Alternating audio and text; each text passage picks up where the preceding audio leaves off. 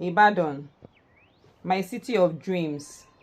The red rooftops stretched far beyond the horizon.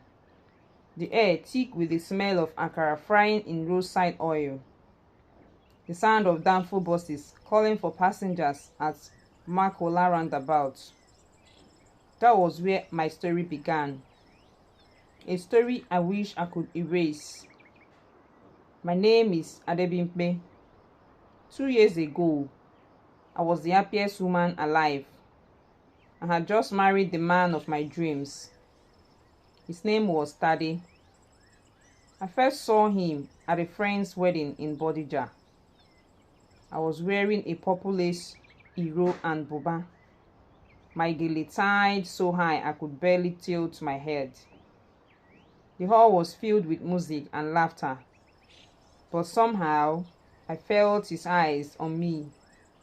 When I finally turned, our eyes met, and my world shifted. He walked up to me with the confidence of a man who knew exactly what he wanted. "Good afternoon, beautiful," he said in Yoruba, his voice deep and smooth. "May I sit here?" From that day, Tade was relentless. He sent me sweet morning texts, called every night, and found excuses to pass by my shop in Dugbe just to check on me. Our first date was at Eta Gardens, where we walked hand in hand under the giant trees, talking about life, family, and our dreams. A year later, he proposed on his knees in front of all our friends at a surprise dinner. I said yes without a second thought. Our wedding was like something out of a movie. The bata drums beat so loud, I felt the rhythm in my bones. Guests sprayed us with so much money that my cousins had to collect it in black nylon bags. My mother whispered in my ear, "Baby, you have found a good man. Cherish him." And I promised I would. For the first year, everything was perfect. Tade's import business was booming. We lived in a beautiful duplex in Lekan Salami Estate. Every Sunday after church, we would stop at ShopRite for ice cream before heading home.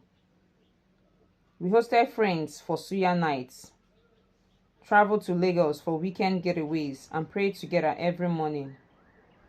I thought I had found my forever, but life has a way of humbling you. It started with little changes.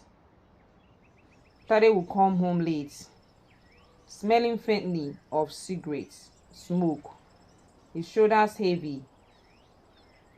The easy laughter I fell in love with became rare. He stopped talking about work. One evening, I served him amala with begiri and ewedu. He pushed the plate away without touching it. That's when he told me his business partner had vanished with 30 million naira. All their funds gone. I reached for his hand. "We will get through this, Daddy, together." He pulled away. "You don't understand, Bimbe. This isn't just money. It's everything. My reputation, my name." The bills piled up. The landlord came twice, asking for rent. NEPA disconnected our lights. The generator broke down, and we couldn't afford to fix it. At night, the house was silent except for the hum of mosquitoes. Then came the call from my mother-in-law. She didn't bother with greetings. "Baby, since you entered this family, things have turned upside down. Maybe you should think about freeing my son from this bad luck." I held the phone in shock, swallowing the lump in my throat. "Mama, it's not my fault." She cut me off. "If you truly love him, you will find a way to help him. Those words stayed with me. A week later, on a rainy night, Daddy called me into the living room.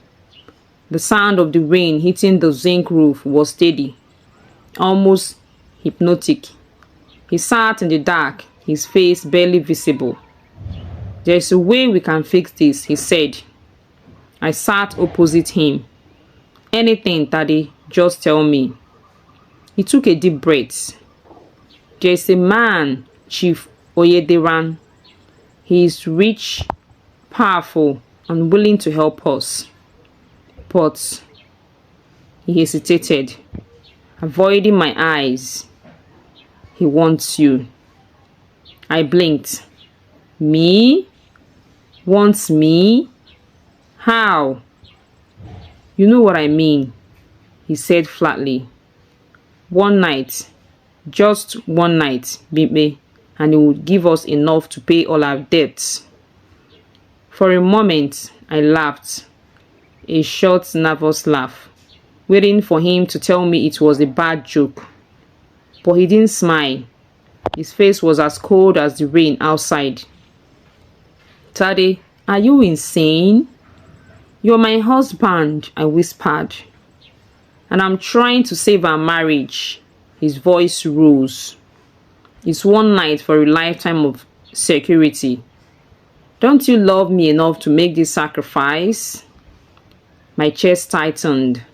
I stared at the man I had shared my life with, wondering who he had become. That night, I couldn't sleep. The generator hummed faintly outside, the ceiling fan turning lazily. I thought about our wedding, about the promises we made, about the man who once told me he would protect me at all costs. I wanted to say no. I wanted to scream. But every time I thought of losing our home, our life, and the way Tade looked at me, desperate and determined, my voice failed me. By dawn, I had made a decision. My hands trembled as I whispered to him, "If I do this, Tade, nothing will ever be the same again." He looked at me, his expression unreadable, and said, "It doesn't have to be the same, my love. It just has to save us." I didn't know it then, but that decision was the beginning of my deepest regrets.